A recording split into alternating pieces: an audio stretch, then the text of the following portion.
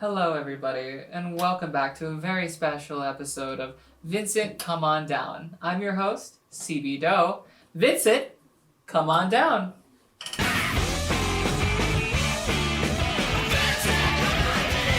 how's it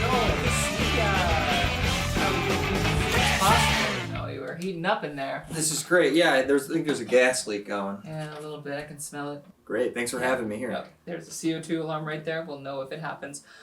Anyways, welcome to the show. Thanks. Thank you for having me. Yeah, long time coming, I'd say. First, how are you feeling? How are you in the studio? How does this make you feel? Oh, this is great. I'm happy to be here. I like the setup's really nice. Thank you. What about you?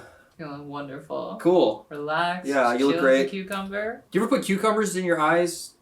Is like in my eyes? Like a therapy. Oh, therapeutic okay. thing. I don't think I have. It'd be a little cold. Yeah. I don't really know what the purpose of that is, but we should ask. Yeah.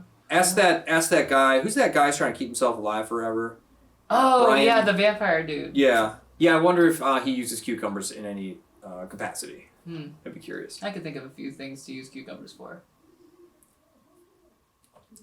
Fucking yourself with them. No, eating them. Jesus. Vinny! Alright, I just figured given an industry... You ever have a cucumber with salad? Sorry, oh what? Alright, you knew what you were doing. I sure did. Well, Vinny, we have some hard-hitting questions to ask you today that I'm sure everybody wants to know. You could be any type of plane. What would you be? I'm sorry, any type of plane? Yeah, any plane. Was that not a weird question to ask? It's just a weird question. I just want to make sure I understood. Yeah, no. If you were to be a plane... If I think I could be any type of plane... Yeah, I think it's a pretty straightforward question. Vinny. I'd be a planeswalker. Oh, a planeswalker. Yeah. I would like to get into Magic the Gathering. I know you play Magic. I do, yeah. I've been playing since 2014, so... Before it was... Because I think it... D&D... sorry, we need like WD-40 I think we do, yeah. D&D got really popular, and I feel like Magic kind of rode its coattails up into popular culture. Yeah. I mean, Magic has been around since 1993. And a lot of the people who were getting into that early, I believe it was around, Seattle area? In Washington? Is where the head Wizards of the Coast headquarters were for a while. Okay. Wait, is Wizards of the Coast D&D, or is that... Wizards of the Coast does do D&D, yes. They are also... Who does Magic? Both of them. It's Wizards of the Coast. Oh, it's all under the same... It's under Hasbro. It's all under Hasbro. All under Hasbro, yeah. So I know that they have R&D and a bunch of different teams to help with working through Magic sets and creating new features. And recently, Magic has been having this deal where they've been bringing in new IPs from all across culture. They have a Final Fantasy set coming out in summer. Oh, yeah, makes sense. And they have a Spider-Man set coming in, and a lot of fans have differing opinions on it. I would say that there are parts of it to me that Magic doesn't feel like Magic anymore, and that's quite disappointing. The reason they can get away with it is that Magic is based in the multiverse. So basically, every time you run into a new plane of existence, which that's the whole thing. Yeah, almost unrelatable to our world. Yes. But so with that said, that we follow through the stories, these planeswalkers, and why they are called planeswalkers, in case you didn't know, is that they walk through plane to plane. So they walk through the blind eternities of the multiverse, and that's how we get to our different story arcs and different planes, so that we can have different sets. So that's cool. Do they have a Jack Skellington creature card yet? Have they brought that in? They have skeletons. Oogie Boogie. They got Fortnite in Magic. They do? Yeah, they do. They have this. So the whole thing is the universe is beyond. It's not a full set. It's several cards. But Fortnite is full of a bunch of other IP. I know. This actually upsets me. Yeah. That this is going on, and I'm not even a hardcore player. I'm on the fence of I think it brings in new people, and I think it's just a corporate decision. I miss when Magic was 3-block sets, even if the third block wasn't always great, because it felt like you were living in the story as it was playing out, as you played Standard. And I know that's a little more in-depth than you may know, but when you feel so incorporated into the story that's ongoing, you feel a lot more attached to what you're doing, and that is an experience in its own right. So I miss that. However, it used to be with all the different Magic stuff that comes with the different IPs, such as Fortnite. Let me tell you, they even have SpongeBob coming up soon. Into Magic? Yeah. So they aren't full sets, but there are these things called secret layers where they print 4 or 5 cards that are just alternate versions of cards that already exist for the most part. So the SpongeBob is just a mod of like of something that. And so is the Fortnite one. Yeah, they have like a description underneath as to what card it actually is. So it's the same. Like you use it. You don't have to like think about. It's an aesthetic thing. Yeah. Okay. Yeah, it's an aesthetic thing. So. Right. Not you don't think about the technicality. But now we have new sets with mechanically unique cards, such as the Final Fantasy set and the Spider-Man set coming to Standard, which is usually the main outlet to get people started in 1v1. This isn't Commander, by the way. This is other things, but Commander is a lot wider scope. But hey, who am I? My dad. I'm just kidding. No, I'm supposed to be holding a giant sword. Oh, okay. Oh, you're Cloud Strike. Yeah. You thought I was raising a fist. That's funny. Sorry, Dad, if you're watching this. Anyways.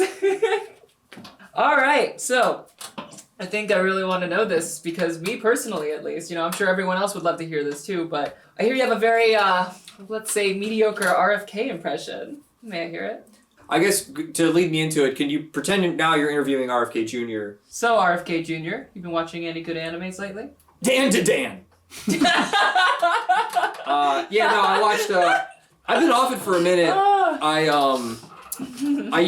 had a period in life where I watched, like, I was like, oh, I'm going to watch Cowboy Bebop, I'm going to watch Neon Genesis, I watched Full Metal Alchemist, Death Note, and then I stopped for a little while, and then I see people, and Netflix, of course, has a whole slew, a whole trough of slop of everything, animes being, one of them. Yes. And that one that was sticking out to me as one that was like maybe worth watching. Okay. And I've seen a few episodes of it. I love the concept that it's aliens and ghosts are real and the spirits of the earth keep aliens away. That's fun. Oh, yeah.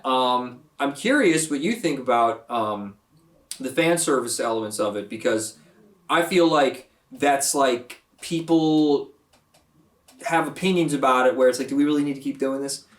Because it's kind of weird because they're in high school. Yeah. And I'm a full-grown adult watching this anime that's about children and essentially teenagers and they're sexualizing them. And I'm like, that's a little strange for me. Sure. But but also it's like, but the show's fun. Yeah, the show is really fun. I personally, Curious what you think. I've seen some animes just jump the shark when it comes to fan service. So when it comes to Dan Da Dan, I don't think it's too egregious. I think at times it makes sense for the plot, although, yeah, it is a little weird, especially given that first episode. It was getting risky. And not to mention the last episode, too. That one was, no spoilers, but there are some things. No spoilers, I haven't seen it. No spoilers, you haven't seen all of it. I have, yeah. However, that said. I think it's a fantastic show. I don't think the fan service takes over it too much. No. You don't think it's just being horny for horny's sake. You think it's actually not entirely. But a little bit. The little bit will always. You can still jerk off to it. If you wanted to. It doesn't preclude the way the fan service is done doesn't preclude masturbation. Is that a question for you? Would you jerk off to Dan Da Dan? I could if I wanted to, but I don't because that'd be strange. That would be strange, yeah. But we have Rule 34. You know Rule 34? Isn't that like wait? If there's porn, if there's porn of it exists, yeah. Yeah, okay. Right. That's right behind the. What's the Hitler rule? Which number is that? Oh, I don't. Is that actually in the same list? There's like another numbered. There's like another numbered rule where it's like eventually if you're trying to any conversation about like immoral behavior, it will eventually get extrapolated to Hitler. Maybe something to that nature. I know it's like a rules of the internet type of thing. Yeah. So to rephrase that to make that more clear, Rule 34 is if it exists, there's porn of it. Right. So. Yeah. But I'm sure there are other numbers. And perhaps maybe you started in one. Maybe. Have you actually been in any ones that were like Simpsons or like is it any IP based porn? Are you asking if I've been in any IP based porn? Yeah. Oh no, I haven't. But I know a studio called Wood Rocket that my friend used to work for. Okay. And they did a lot of the weird parodies. One of the bigger ones that is well known out there is the SpongeBob. The SpongeBob and Sandy. Okay. Oh film. Yeah. Yeah. I think they had a Jurassic Park one, and then there was like Fap to the Future is one of them. So John Wank, that's another one. That's cool. Yeah, I don't remember all the names of them, but those are a couple I remember. So. Yeah, that's a thing. Maybe they'll work those into Magik. Yeah, one day. Like it'll be SpongeBob and then the SpongeBob with I don't know if he's got like a dick for another. I think yes. or like the holes are just like buttholes on them. Yeah. they're just winking at you Yeah. in and out. Yeah, that's fun. I know there's a popular creator on the internet. His name goes by Meat Canyon, and he's making. Oh, I love Meat Canyon. I love Meat Canyon. Yeah. I watch not only his animations, but I do also watch Papa Meat. Not a sponsor, but that being said, he has a SpongeBob animation that kind of plays off that a little bit. Yeah. It's pretty good. So. Yeah, he's great. Yeah, he is. Anyways, I have another question for you, if you so mind. What would be your favorite MTV Unplugged session? My favorite MTV Unplugged session's gotta be Alice in Chains. Unplugged session. I know Nirvana is well loved, as it should be. But yeah, for me, it's Alice in Chains. Lane Staley and Jerry Cantrell have a unique and special artistic bond. In that performance, you see Lane.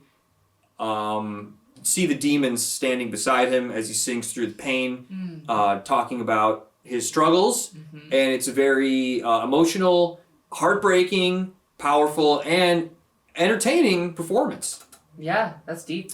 And I grew up. Listen, I had this kind of weird thing where in middle school I'd be getting ready to go out to like a whatever little social function was going on, and I'd be getting ready in my room. And on the rock station, I think it was like 92.3 or something. The Rooster would come on, so I would always find myself getting ready to go out, listening to the Rooster. Okay, how did that make you feel? I wasn't sure what the Rooster was, and I'm still not sure what the Rooster is. I know it's a song. I know it's a song about Vietnam. Sure. Yes. So I thought maybe it was like Charlie in the Bushes, but what do you think the Rooster is? I don't know. I'd imagine it is. A trapped rooster in circumstance. Yeah. Yeah, this is kind of general. I haven't really thought about that question in years, but because I used to listen to Alice in Chains, but to be honest with you, I haven't seen the MTV Unplugged session. You should check it out. I guess I should. Yeah. Well, Vinny, I have some other questions, such as we all know you're a metaphysical type of guy, or at least I know. I never said anything. You don't have to say anything. I mean, look at your hair. Look at the way you're dressed. Like. You seem like you might know a little bit about the supernatural and the deep cuts within reality. You know, Would you not agree? I would say that it's definitely a topic that I'm drawn to. Sure, yeah, absolutely. You mentioned earlier you liked Don because of all the ghosts and all the the aliens, and these things kind of go along with that. So to add merit to my hypothesis, I think in the same way that a lot of people like to lay astrology over reality, and it's just like sort of like fun. Sure. Yeah. I find myself drawn to topics of occult and esoteric knowledge, which you can't even say it is anymore because like everybody knows about it. Oh yeah, of course. It's not actually hidden. Well, you save that thought for a minute because that's exactly what I want to ask you about. I've heard you read all about esoteric and the occult knowledge. Can you tell us about that? And can you tell us about what I know to be nous? Is it nous? How's it spelled? Nous. Oh yeah, nous. I actually don't know how to say it either. Nous is the it's the Greek word for the concept that reality comes from like a godhead. Like there's like a brain. I actually don't know how exactly it's how you could think of it, but it's like that thought creates reality. Correct. Not the other way around, and reality emanates outward in concentric circles. And human consciousness is on one of the planes. Yeah. And to me, that sounds like before everyone's rolling their eyes at what I'm saying, that sounds like simulation theory. That we're in a simulation, that the universe is a hologram. And I remember hearing Elon Musk say that and going and I rolled my eyes at that because it's one of those things where it's one of those ideas where it's just fun to entertain, but I'm not actually going to take it seriously. I found myself kind of hating on it. In like a haterade way, just because so many people were like all of a sudden, oh my god, the internet's a simulation, or the reality, the world's a simulation. I felt like, shut up, no, it's not. But actually, maybe not in the way. I think what I didn't like about it was people think it's a simulation in the way that. Like The Sims is, that we're on a motherboard. It to me it was sort of distilling it down in a way that was not as cool I think it's something. It's whatever. If reality is. It's like a perspective thing. I don't like that it was brought down to the level of a computer chip. Sure, yeah, because it kind of trivializes all of it, and then you're leading down towards nihilism. I want it to be something cooler than that. And I understand your grief with that too. You know, you hear someone like Elon Musk talk about it, which we'll talk about that eventually. But and then a bunch of people end up just following it blindly, like, oh, you know what? Because he said it, I think this now. But I think like the truths of reality tend to come out through human experience, and so finding yourself in that perspective, it should be a natural thing rather than an influence thing.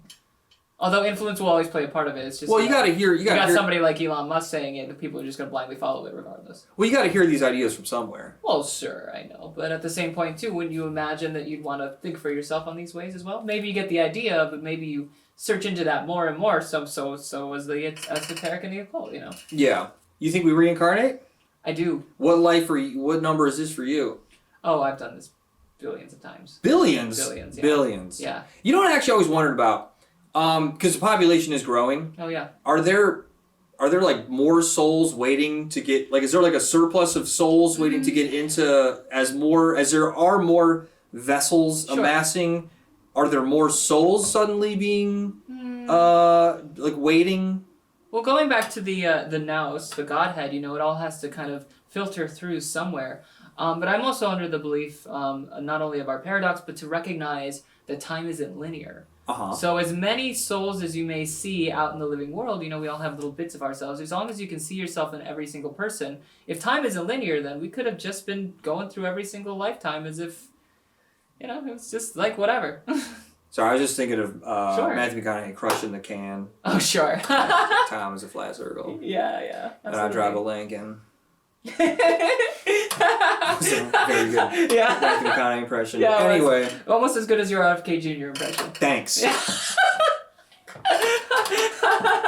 Time is a flat circle. I love it. All right, well, Vinny, you know, let's circle back a little bit because I know we were talking a lot about these sort of aspects. Flat circle back. Flat circle back, yes, thank you. Instead of a Guinness Book of World Records, what do you think about a Goonish Book of World Records? I'm sorry, what? A Goonish Book of World Records. I imagine it's a book full of feats of human endurance. Feats of human endurance. That's a great way of putting it, actually. Gooning. Gooning. You know, how many different ways can you goon? You know, you can goon the longest. Mm-hmm. You can goon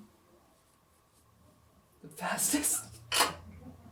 Well, I don't know. I don't think that's part of it. Not entirely, but gooning is maybe if there were you actually know how you would goon the fastest. There would be you put electrodes on a pervert's head. Sure. And maybe certain brain waves are released at a certain point where you like reach like this, you know. So whoever's brain releases the like the G frequency first, it has gooned to the fastest. The ultimate goon. Yeah. Oh my god. So I think that's what I think of a Goonish Book of World Records. We'd have to find new and creative ways to measure and quantify this activity. You know, I think that would be fun. Mm-hmm. It's a lot of fun. Yeah. If you were to, you know, hypothetically be in the Goonish Book of World Records, what would you be in for? Maybe like gooning, but near a volcano, like an active volcano for the longest. Oh, that's yeah, hot. doing it in a dangerous. That's hot. Doing it in a dangerous place for an extended period of time. Okay, all right. Yeah, cheating death, whilst gooning. Oh, that's actually pretty crazy. Yeah. Yeah. Can you imagine gooning while skydiving? Better hope that parachute's on tight. Yeah. Whoever pulls it last. Pulls it last. Yeah. So I hear you like watching videos of homeless people getting haircuts. Tell me more. Yeah, I love. At first, I don't love seeing that. I shouldn't. I wish that wasn't a genre of before and after video. But if I see a video where it starts off with a person living on the street and they're very unkempt, and then there's a barber who's like, you know, I take my Sundays to give people free haircuts. Right. I'm gonna watch that video all the way through. It's awesome. Because I love seeing the people. Again, I don't love it, but it's nice to see someone helping someone else, and then they feel good afterwards. And I feel good having witnessed this act. Yeah, sure. You know, It's like a good, it's a my good lunch deed. break. It's a kind deed. You like seeing kind deeds. Yeah. It's good to go, especially in the city of LA. That's a weird, I honestly, this is kind of a strange and specific question to ask. But I do, if I see one of those videos starting, I'll usually finish it. So, Vinny, I'm curious. What do you feel about Doge? Doge? Doge. You mean the Department of Gooning every day? Yeah, I mean the Department of Gooning every day. Ah, he gets it. All right, so we have the Department of. I'm curious which one you think works best. We have Department of Gooning every day, eternally, oof, oof, exponentially, expeditiously, is that a word? Yeah, like I think it means like hop to it, get to it quickly. Okay. Department of Gooning, what do I say? Every day, efficiently, exponentially, expeditiously, Gooning, I say eternally. What do I think about it? Frankly, I'm not the one to ask. Sure, is there waste, fraud, and abuse in the government? Of course there is. Do I trust that Elon Musk has the everyday American citizen's interest at heart? I'd be hard pressed to say yes to that one. Yeah, but I'm really not the one to. There's better. I'm sure maybe I bet CoffeeZilla's got a video. CoffeeZilla has plenty of videos about it. Yeah, I don't even watch a lot of CoffeeZilla. I just feel like I know that's the person who's probably gonna. You should probably ask. What do you think? I don't like it. You don't like it? I'm not big about it. It kind of feels like an overtaking of our government. I liked Elon when he was just making rockets and stuff. Yeah, before everything got way political and they started speaking the quiet part out loud. I thought that maybe his his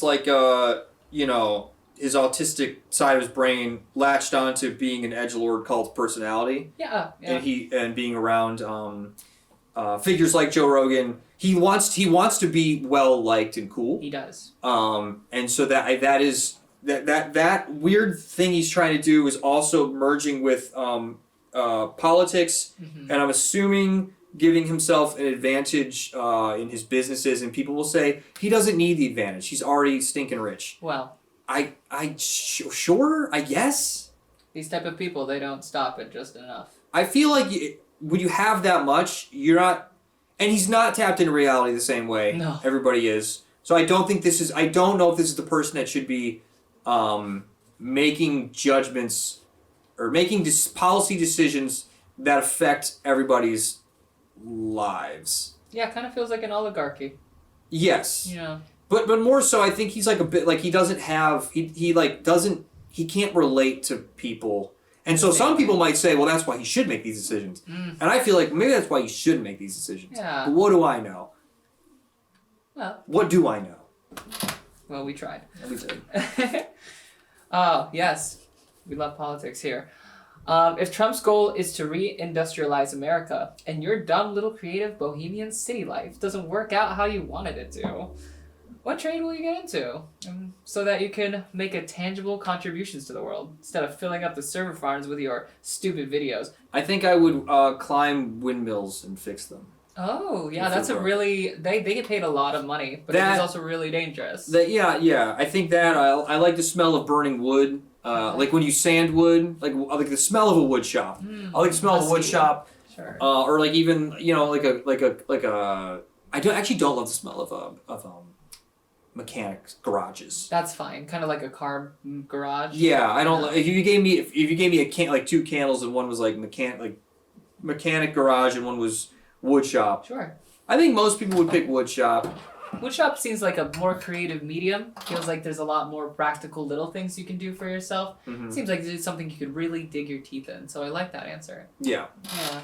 Yeah. So maybe something like that. My brother is an electrician, so he could teach me a couple. If I maybe become an electrician, he could teach me some stuff. Okay. So that maybe those things. You like to work with your hands. I do actually. Yeah. Yeah, it feels good. It does. I like putting up a shelf, putting up a painting, or putting up a frame. Yeah, I get it. And people tell me I'm very good with my hands, so. Yeah. Yeah, it's very fun. You got opening jars and stuff. Yeah, opening jars. Do you have a strong grip? I have a very strong grip. People call me grippy. Anyways, next question. No, but actually. Yeah. Oh, okay. Yeah. Cool.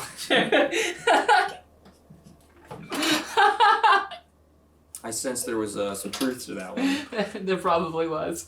I have another question for you, if you don't mind. I don't. All right, good. What did the piggy pop star say after her flop era gave way to a new chapter of creative output that was well received by fans and critics alike?